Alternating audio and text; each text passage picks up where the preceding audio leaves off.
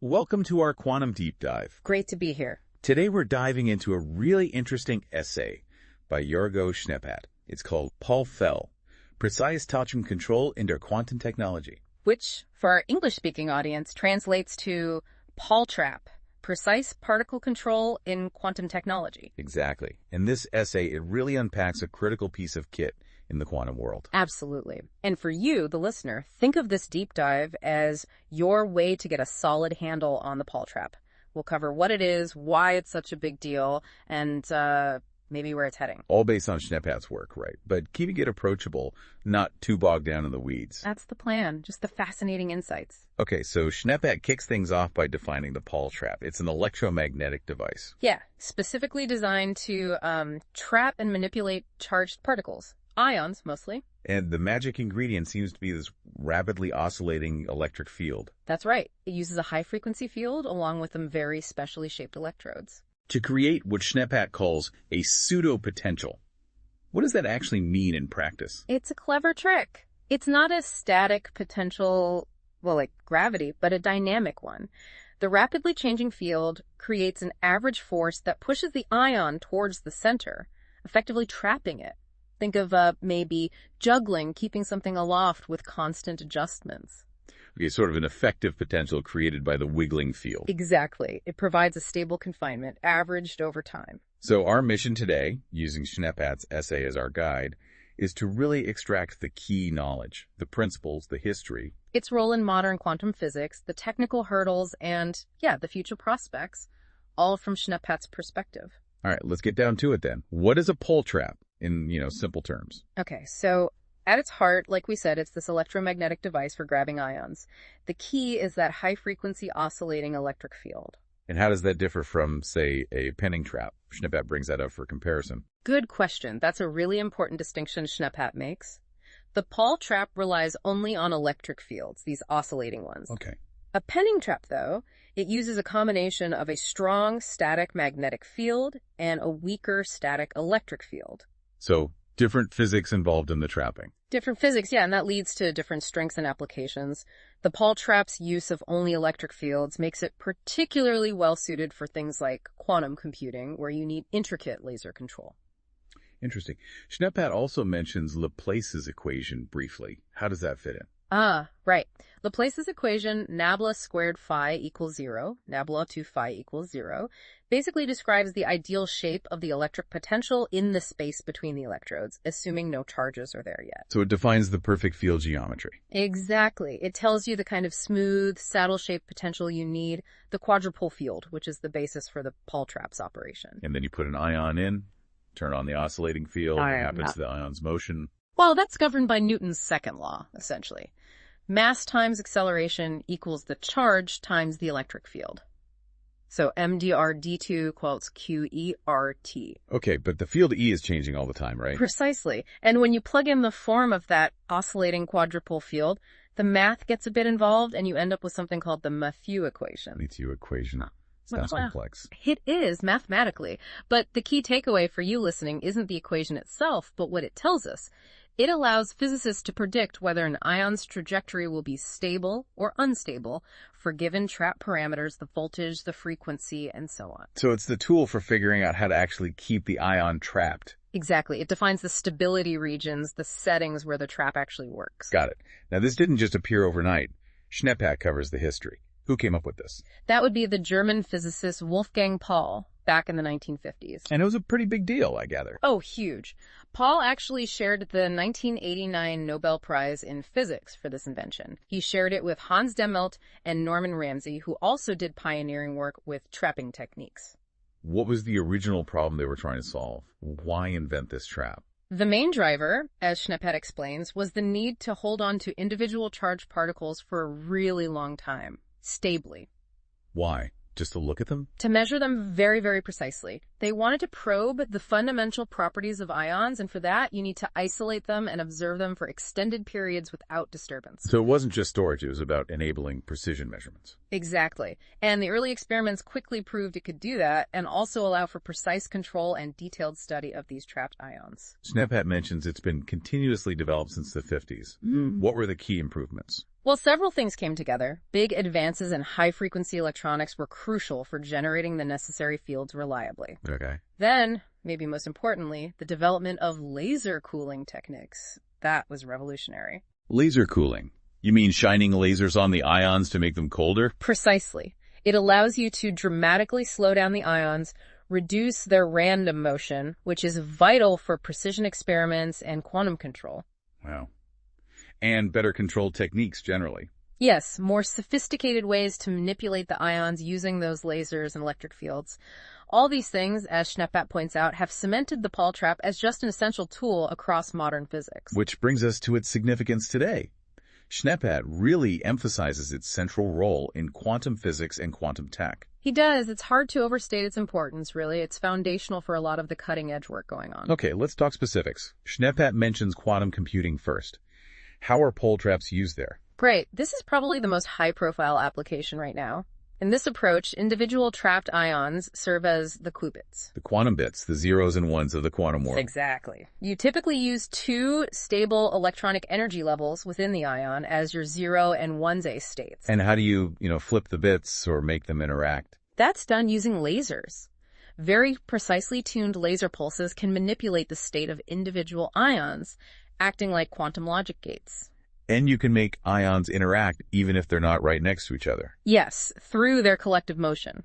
The ions in the trap are linked by their mutual electrical repulsion, so they move together in shared modes of vibration. Lasers can be used to couple the internal state of an ion to these shared motional modes. Ah, so you use the motion to talk between ions. That's the idea. Techniques like the Mulmer-Sørensen gate, which Schneeppert mentions, use lasers to entangle multiple ions by carefully interacting with these shared motional states. What makes ions such good qubits, according to Schneeppert? Several things. They have incredibly long coherence times. Meaning they hold onto their quantum state for a long time. A very long time, compared to many other qubit types. Seconds, even minutes in some cases. Plus, we can control them with exquisite precision using lasers, and every ion is identical, which helps with consistency. And importantly, there are plausible paths to scaling up. Okay, quantum computing is huge. What else? Precision measurements. Yes, that was the original motivation, and it's still a massive application. Paul traps allow for incredibly precise spectroscopy, measuring the frequencies of light absorbed or emitted by the ion. Which leads to better atomic clocks. Exactly. Tracked ion clocks, like the aluminum ion clock Schneeppert might implicitly refer to, are among the most accurate clocks ever built. The long observation times possible in a trap dramatically reduce the uncertainty in frequency measurements. And these measurements also help us test fundamental physics. Absolutely. They provide ultra-precise values for fundamental constants, like the fine structure constant or the ratio of proton to electron mass. Comparing these measurements with theory is a key way we test things like quantum electrodynamics. Schneeppert also mentions investigating quantum phenomena directly. Right. Trapped ions are almost perfect systems for demonstrating and studying the weirdness of quantum mechanics. Things like entanglement, superposition. Like Schrödinger's cat type stuff. Well, creating cat states macroscopic superpositions is actually something researchers do with trapped ions. They can put an ion into a superposition of being in two different places at once, for example. These experiments really push our understanding of the quantum classical boundary. So foundational research too. Okay. Schneeppert then dives back into the theory a bit more. The principle of electromagnetic trapping. Yeah, revisiting that core idea. It's all about using that rapidly oscillating field to create the time-average pseudopotential. The ion is constantly being pushed around, but the average effect is a restoring force towards the center. Like we said, the wobbly saddle. The wobbly saddle, yes. It's a dynamic stability. And he contrasts it again with the Penning trap. Just to recap the main difference for application. Paul traps, with their oscillating electric fields, are generally favored for quantum information processing and spectroscopy, where laser cooling and complex state manipulation are key. Penning traps, using static magnetic and electric fields, often achieve tighter confinement and are preferred for ultra-high precision mass measurements and things like antimatter studies. Different tools for different jobs. Got it. Then there's the math of the quadrupole field again. Schneeppert gives the potential equation. U plus V plus Y picos couples. XY's two semi-yokos. Can you break down those terms? Sure. ORT is the electric potential. U is a static DC voltage, sometimes applied to the end caps. Great. V is the amplitude of the main oscillating voltage, the RF drive, and A is its frequency, like megahertz. Right. And the x plus y to the x part, that describes the specific spatial shape of the field. The quadrupole geometry is basically related to the size of the trap. And this potential leads back to that Matthew equation you mentioned earlier with parameters A and Q. Exactly. The Matthew equation, dx dt plus x2qx dex2x20, comes from plugging that potential into the equation of motion. The x and qx parameters are dimensionless numbers that bundle up all the important physical quantities. The voltages U and V, the frequency A, the ion's charge Q and mass M, and the trap size R. And the values of A and Q tell you if the ion stays trapped. Precisely. There are specific ranges, stability regions, for A and Q. If your trap settings put the ion within those regions, its motion is stable and bounded. Outside those regions, the motion grows exponentially and the ion flies out of the trap. So tuning A and Q is critical. Schneeppert also distinguishes between micromotion and macromotion. What's that about? Right. Because the driving field is oscillating rapidly at frequency, the ion is constantly being driven back and forth by this field. That rapid, small amplitude wiggle is the micromotion. Okay, a fast jiggle. A fast jiggle, yeah. But superimposed on that is a slower, larger scale motion. That's the ion moving within the effective pseudopotential we talked about. That's the macromotion or secular motion. So it's like a bee buzzing quickly around while slowly drifting inside a large bowl. That's a pretty good analogy, actually. The buzzing is the micromotion. The drift within the bowl is the macromotion governed by the pseudopotential. And controlling stability is all about selecting those parameters, V, U, A, to keep the macromotion stable. Yes, choosing V, U, and A puts you in the right spot in that AQ stability diagram, ensuring the ion's overall motion is confined. Fine-tuning these parameters also allows for manipulating the ion's state and position. Okay, let's move to the practical side. Construction and operation. What are the typical bits and pieces of a Paul trap, according to Schneeppert? The classic linear Paul trap usually has three main electrode structures. There are two end caps at either end along the axis. For trapping along the length? For axial confinement, exactly.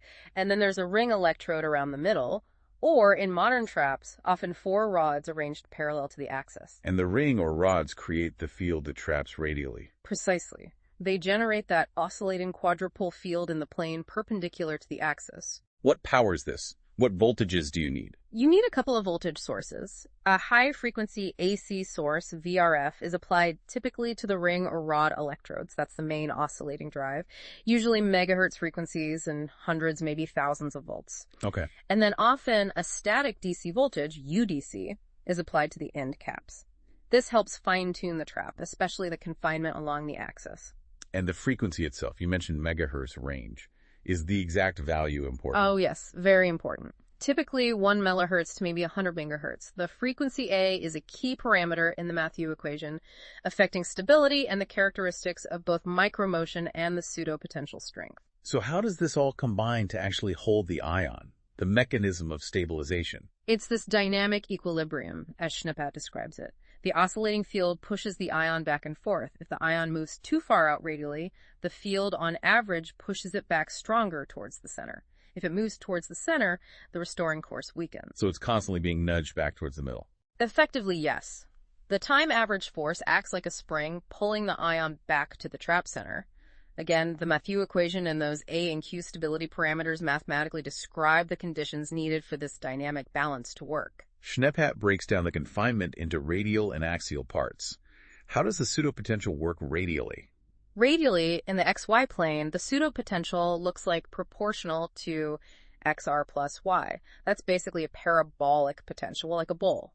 It guides ions towards the central axis, z-axis. The strength depends on v squared and inversely on s squared. And actually, along the z-axis, how are they stopped from shooting out the ends? That's mainly the job of the end caps. The potential created by the end caps, often enhanced by that static voltage UDC, creates a potential barrier at both ends. So axial is typically proportional to z, creating another potential well along the axis. So you have a bowl shape radially and barriers at the ends axially. Exactly. Combine the radial ball and the axial well, and you get a full 3D pseudopotential minimum right at the center of the trap, holding the ions stably. And Schneeppert brings up the pseudopotential approximation again. Why is thinking in terms of this average potential so useful? It's a huge simplification. Trying to calculate the ion's exact trajectory with that fast micromotion is really complicated. The pseudopotential approximation lets you ignore the fast jiggle for many purposes and just focus on the slower average motion within this effective potential well. So it lets you model the important stuff more easily. Yes, it captures the essential trapping physics, the macro motion described by that formula proportional to x Valera plus 2 Stelinera. It lets you understand how the ion behaves on longer timescales, which is often what you care about for experiments. It makes the problem tractable. Okay, now let's really dive deep into the application SNEP details. Quantum computing, we touched on it, but let's get more specific. Right. So ions are the qubits using two electronic states, 0A and 1-era. These states need to be long-lived, which many atomic ions offer. And the quantum gates. SNEP mentions the Mulmer-Sørensen gate. Yes, that's a workhorse gate for trapped ions. It uses carefully shaped laser pulses that interact simultaneously with two or more ions. The lasers couple the ion's internal qubit states to their shared motion in the trap. So the motion acts like a communication bus. Exactly. The gate operation effectively uses the collective oscillation modes as a temporary information carrier to create entanglement between the qubit states of different ions. The interaction Hamiltonian SNEP might allude to, hint, describes this coupling between the internal states and the motional states. And the advantages, again, were coherence times, control. High coherence times, yes. Yeah. Extremely precise laser control. And the potential for modularity connecting multiple traps, which looks like a promising route for scaling up. Okay, moving to high-precision spectroscopy and metrology. Atomic clocks again. Yes, SNEP emphasizes this. Trapping an ion isolates it beautifully from environmental perturbations, which is key for clocks. You can measure the frequency of a specific transition in the ion with incredible accuracy. How accurate are we talking? State-of-the-art trapped ion clocks are reaching fractional frequency uncertainties of 1 part in 10 error or even better. That's like a clock being off by less than 1 second over the entire age of the universe. That's just mind-boggling. It is. And this precision, as SNEP notes, is also used to measure fundamental constants testing, if they really are constant, for instance, or looking for tiny discrepancies that could hint at new physics. Then there's quantum simulation, using trapped ions to mimic other quantum systems. Exactly. Many important problems in physics involve complex systems of many interacting quantum particles, think electrons in a new material, or interacting spins in a magnet. These are often impossible to simulate, even on the biggest classical supercomputers. But you can build a mini version with trapped ions. Sort of. You can use the trapped ions to represent the particles in the system you want to study, and use lasers to engineer interactions between them that mimic the interactions in the real system. SNEP gives the example of simulating the Ising model. The magnet model. Yeah. You can map the ion's spin states to the magnetic spins, control the interactions between them, apply effective magnetic fields, and then watch how this artificial system behaves. You can study things like quantum phase transitions in a controlled lab setting. Fascinating. And finally, SNEP mentions their use in fundamental research on quantum mechanics itself. Right, testing the core concepts. Things like Bell's inequalities, which probe the non-local nature of entanglement. Trapped ions have provided some of the most compelling experimental confirmations of these non-classical effects. And superposition, creating those cat states. Yes, exploring the limits of superposition, understanding decoherence, how quantumness gets lost.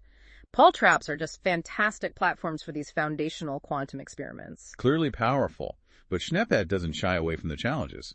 What are the big technical hurdles? Oh, there are definitely challenges. Scalability is a huge one. Control and cooling need to be perfect. Decoherence is always the enemy. And then integrating these systems. Let's take scalability first, going from a few ions to thousands. It gets complicated fast. As you add more ions, they push each other apart more strongly. Coulomb repulsion. Managing their positions and the spectrum of their collective motions becomes much harder. And controlling each one individually. Exactly. Addressing individual ions with lasers in a large, dense crystal of ions is tough. The complexity of the required control systems grows enormously, and maintaining high fidelity for all operations across the whole system is a major challenge. Error rates tend to creep up. What are the proposed solutions SNEP mentions?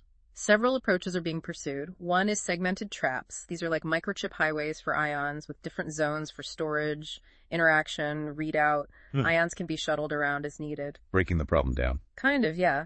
Another is quantum networking, linking multiple smaller, manageable traps together using photonic interconnects, essentially creating a distributed quantum computer. Okay. And just ongoing improvements in trap design, more sophisticated electrode structures, maybe using microfabrication techniques to build more complex and compact traps. Control and cooling seem critical too. You mentioned laser cooling. Absolutely essential. You need the ions to be ultra cold, near their motional ground state, for high-fidelity quantum operations. Doppler cooling is the first step. How does that work again? You tune a laser slightly below an atomic transition frequency.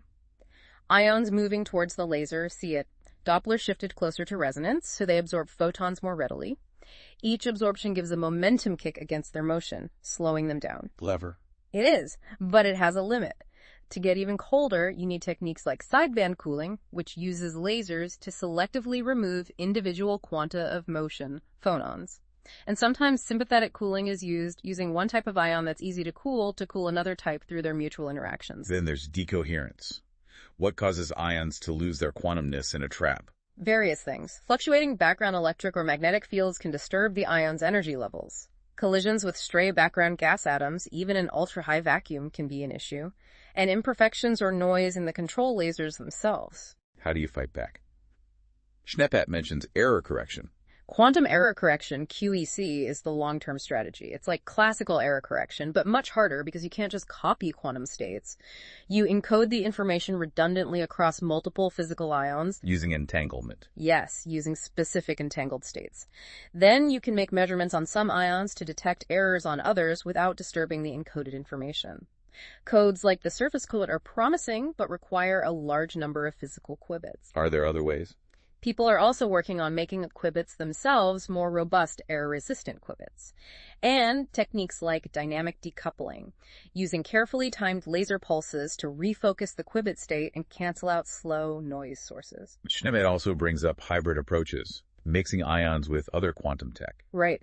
The idea is to combine the best features of different platforms. Ion traps have great coherence, but maybe superconducting qubits are faster for some operations. We'll link them. Potentially, yes. Or link ion traps to photonic networks for long-distance quantum communication, leveraging the ion's good interface with light. Or use trapped ions as processors, coupled to maybe neutral atoms acting as long-term quantum memories. It's about synergy. Looking ahead, what are the future perspectives and innovations Schneepat highlights? A big one is miniaturization and integration, moving towards chip-based traps. Like computer chips, but for trapping ions. Exactly. Using semiconductor fabrication techniques to create tiny, complex electrode structures on a chip surface. This promises scalability, reduced size, maybe lower power consumption. What are the challenges there? Well, when ions are trapped very close to surfaces, they can experience more heating from noisy electric fields on the surface. So material science and surface treatments become really important. But the potential for integration is huge. Does miniaturization help with scaling? It's seen as crucial for scaling, yes.